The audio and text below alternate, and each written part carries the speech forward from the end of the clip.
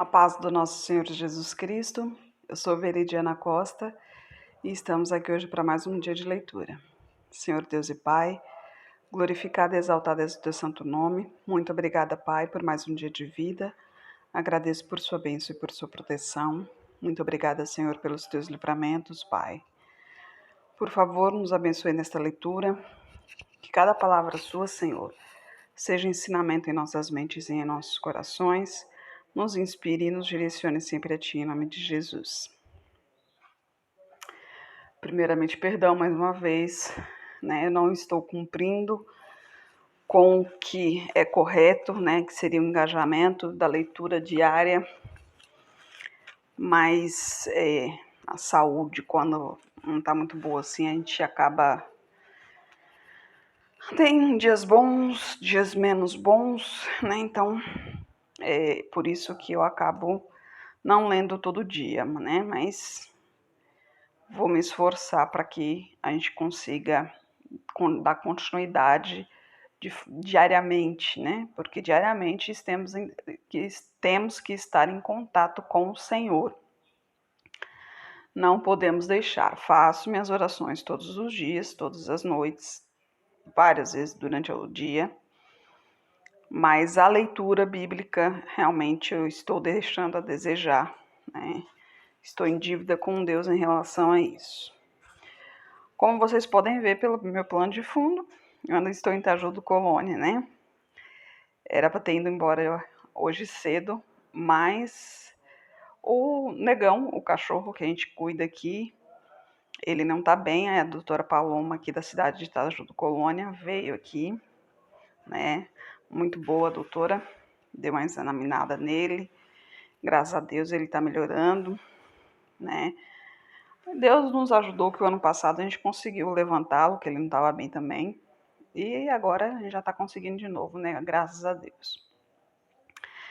Então vamos recapitular um pouquinho da nossa leitura, Estamos em Josué, já atravessaram o Jordão, Deus já derrubou as muralhas de Jericó, deu ordem para que ninguém pegasse nada para si. O que fosse vivo, matasse, e o que fosse valioso, levasse para a casa do Senhor. Ninguém pegaria nada para si, ouro, prata, nada. Após isso, o que aconteceu? A cidade de Ai é pequena, seu exército é muito pequeno. Então, Josué enviou 2 espias para olhar a cidade. Vendo isto, eles falaram a Josué: mande poucos homens para não cansá-los, porque futuramente teriam mais guerras. Josué não consultou a Deus em nenhum dos momentos, nem de enviar os espias, nem de enviar o exército para combater, Então, o que aconteceu? Israel perdeu. Óbvio, aí então eles têm um ritual de quando eles estão, não sei usar a palavra, decepcionados, vamos dizer assim, mas assim, Josué ficou estarrecido, Imagina Deus junto conosco e perdermos numa guerra. O porquê?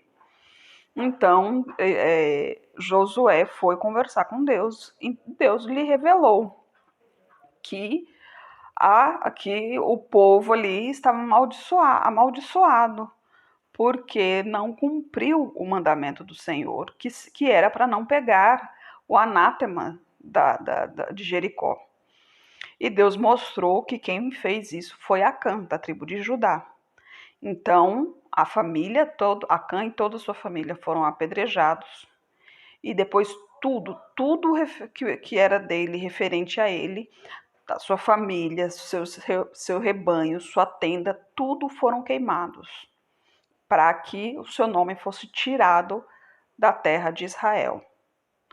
E assim a terra pudesse se purificar do pecado que foi cometido, E aí, depois de tudo isso, Josué edificou um altar, em adoração ao Senhor ali no Monte Ebal, porque o Senhor apesar do erro cometido ali, apesar da blasfêmia, né? Porque quando você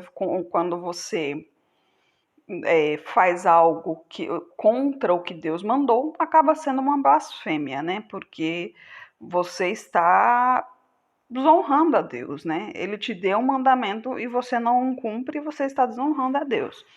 Então, quando foi purificado, quando o Senhor deu a oportunidade de ser do povo ser purificado, do povo corrigir o seu erro, né? Então ele fez ali ele edificou ali um altar no Monte Ebal para a adoração do Senhor. E hoje nós começamos o capítulo 9, o acordo com os gibeonitas. E sucedeu que, ouvindo isto, todos os reis que estavam aqui no Jordão, nas montanhas e nas campinas, em toda a costa do grande mar e em frente do Líbano, os heteus, os amorreus, os cananeus, os ferezeus, os heveus e os jebuseus, se ajuntaram eles de comum acordo para pelejar contra Josué e contra Israel. Só um detalhe, né, para relembrar que depois que foram purificados, né, aí sim Deus deu a Josué a cidade de Ai em suas mãos. Deus disse como fazer, né? Eles armaram uma emboscada. Uma parte ficou atrás da cidade e a outra parte ficou na frente. Então Josué ficou na frente. Quando todo o exército de Ai saiu ao encontro de Israel, Israel saiu como se estivesse fugindo, né? E o exército de Ai, obviamente, estava achando que estava vencendo exatamente por isso. Mas quando chegaram no vale, o povo de Israel parou e virou para trás para combater o exército. E quando o exército se deu conta, né, que olharam para a cidade já estava em chamas, ou seja, o exército, a outra metade do exército de Israel já tinha entrado na cidade, já tinha tomado a cidade.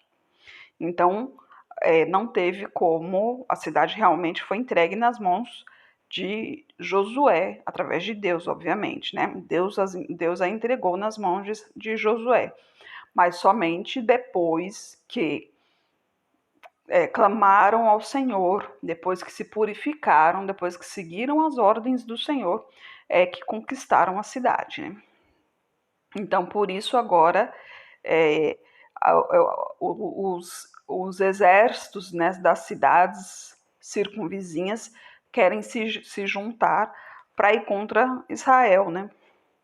Aí continua aqui no versículo 3. E os moradores de Gibeão, ouvindo o que Josué fizera com Jericó e com Ai, usaram de astúcia e foram e se fingiram embaixadores, e levando sacos velhos sobre os seus jumentos e odres de vinho velhos e rotos e remendados, e nos seus pés sapatos velhos e remendados e roupas velhas sobre si, e todo o pão que trazia para o caminho era seco e bolorento. E vieram a Josué ao arraial, a Gilgal, e disseram a ele e aos homens de Israel: Viemos de uma terra distante, fazei, pois, agora acordo conosco. E os homens de Israel responderam aos heveus: Talvez habitais no meio de nós. Como, pois, faremos acordo convosco? Então disseram a Josué: Nós somos teus servos. E disse-lhes Josué: Que sois vós e de onde vindes? E lhe responderam: Teus servos vieram de uma terra muito distante, por causa do nome do Senhor teu Deus, porquanto ouvimos a sua fama e tudo quanto fez no Egito, e tudo quanto fez aos 2 reis dos amorreus que estavam além do Jordão, e a Seom, rei de Esbom, e a Og, rei de Bazã, que estava em Astarote. Por isso, nossos anciãos e todos os moradores da nossa terra nos falaram, dizendo: Tomai em vossas mãos provisão para o caminho, ide-lhes ao encontro e dize-lhes: Nós somos vossos servos, fazei, pois, agora acordo conosco.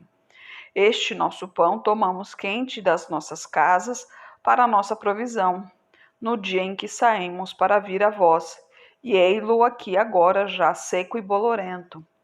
E estes odres que enchemos de vinho eram novos, e ei-los aqui já rotos.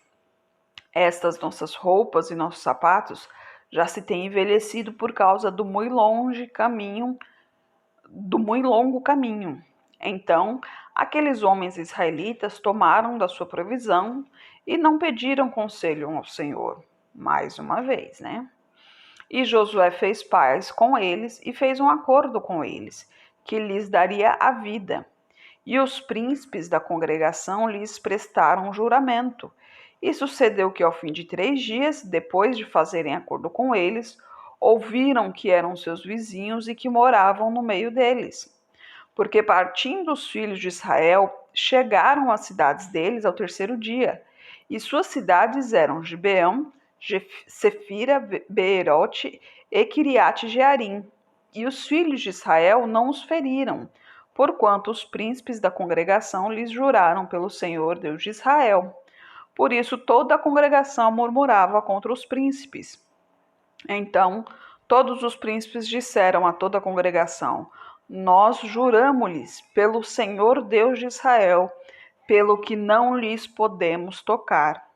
Isto, porém, lhe faremos: conservar-lhes-iremos a vida, para que não haja grande ira sobre nós por causa do juramento que já lhes fizemos. Disseram-lhes, pois, os príncipes: Vivam e sejam rachadores de lenha e tiradores de água para toda a congregação, como os príncipes lhes disseram.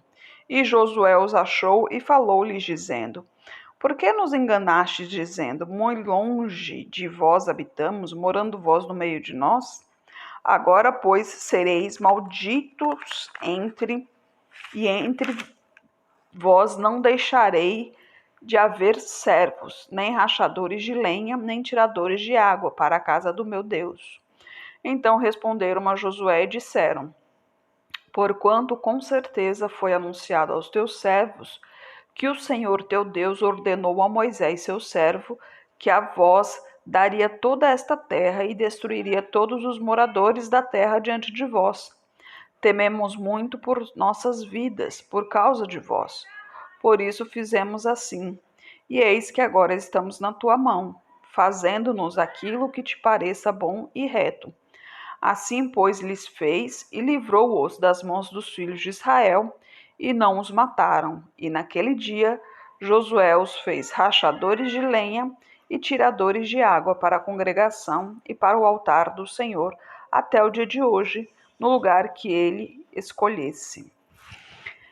Pois é, né? É como eu sempre falo aqui, inclusive com meu esposo, eu sempre falo, tudo quando acontece alguma coisa, quando a gente precisa de alguma coisa, quando algo está acontecendo, quando precisa de uma decisão, eu sempre falo, entrega nas mãos do Senhor. Eu falo para o meu esposo, eu falo isso aqui, sempre entregar nas mãos do Senhor. O Senhor sabe o que é melhor para nós. Ele nos criou, ele nos amou primeiro. Hoje nós temos a oportunidade de vivermos no reino de Deus, não por nossa causa, porque nós não temos merecimento quanto a isso. Nós somos nascidos do pecado, somos povo obstinado, ou seja, o mal já nasce, a gente já nasce com ele dentro de nós. Somos ambiciosos, somos egoístas, somos invejosos. Então, não temos nada que possa agradar a Deus. Por isso é que Deus nos deu livre-arbítrio, porque nós somos assim, mas se quisermos mudar, nós podemos. Basta nos entregar de corpo e alma ao Senhor. Ele nos transforma. Ah, nossa, mas eu sou assim, eu já tentei mudar e não consigo. Pois então, se entregue ao Senhor. Porque o que é possível nós fazemos, mas o impossível só Ele é quem pode fazer. Então, se você tem vontade de mudar, mas não consegue, se você tem um vício, não consegue parar, se você tem uma meta, não consegue alcançar, uma meta que seja alcançável, né? Ou seja, uma meta que realmente valha, né, aos olhos de Deus, como por exemplo, né? Construir sua casa, ter um bom emprego, ter uma família. Isso são coisas básicas, né? Deus não é contra o conforto, né? Agora, o que acontece é que, infelizmente, muita gente usa o nome do Senhor pregando prosperidade, mas a prosperidade financeira. Prosperidade é uma coisa, a riqueza é outra. A riqueza se fala em relação a valor, a dinheiro. Prosperidade é o sucesso geral, né? Envolve também dinheiro, porque a prosperidade é geral. Você se desenvolve pessoalmente, profissionalmente, intimamente, emocionalmente. Então, acho que ia até repetir. Mas a questão é essa, que prosperidade não tem nada a ver com dinheiro. E muita gente está achando isso. Não acho que você vai comprar o seu cantinho lá no céu com dinheiro. O seu cantinho lá no céu, quem garante é a graça do Senhor. Para isso, basta que você o siga, basta que você crê nele, crê em verdade e em espírito.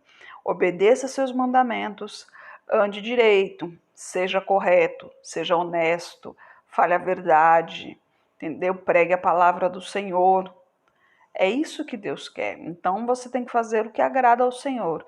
Fazendo o que agrada ao Senhor, de coração, voluntariamente, Ele te abençoará, tanto aqui na terra, nesse mundo aqui, como o mundo que Ele fez para os seus filhos, né? Que é o reino de Deus, que ansiamos para chegarmos nesse mundo, pois lá não haverá sofrimento, não haverá dor, não haverá tristeza, não haverá fome, não haverá pecado, ou seja, um lugar de sombra e água fresca, somente adoração e louvor ao Senhor. Então pense bem na vida que você está levando, pense bem nas coisas que estão acontecendo à sua volta. Porque o nosso sentimento ele se reflete, nosso sentimento verdadeiro, lá do fundo, que é onde Deus olha. Ele se reflete à nossa volta. Então, se você realmente deseja o bem, se você faz o bem por prazer, esse bem ele volta para você. Muita gente fala da lei do retorno e tal, a Bíblia não fala sobre isso, né? Mas acontece que não é a lei do retorno, é que tudo coopera para o bem daquele que crê. E Deus diz: você planta o que você colhe. Aliás, perdão, ao contrário, você colhe o que você planta. Então, se você planta o bem, você vai colher bem. Agora, se você plantar o mal, sinto muito lhe dizer, mas a colheita também será o mal. Então, pense bem nas suas atitudes, nas suas palavras, palavras principalmente. As pessoas acham que as palavras não machucam. Mas o que Deus usou para fazer o mundo? A palavra. E Deus diz: haja luz e puf, clareou tudo. Então a palavra tem poder. E as pessoas não têm noção disso. Então, ela tem tanto poder que você pode amaldiçoar uma cidade, como você pode abençoar.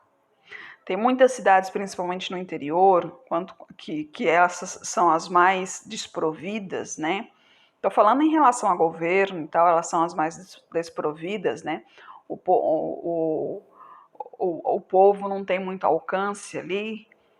Aí o que acontece? Essa cidade é ruim, essa cidade é assim, as pessoas aqui são assado, que não sei o quê. Você está amaldiçoando, porque o lugar pode até ser realmente desse jeito, mas quanto mais você fala, mais a cidade vai ficar assim. Então você tem que aprender a abençoar a cidade. Não, a cidade está assim, mas com fé em Deus vai melhorar, que o Espírito Santo sobrevoe essa cidade aqui, purificando todo o mal aqui, que as pessoas daqui possam conhecer o Senhor, que essa cidade aqui possa prosperar em nome de Jesus.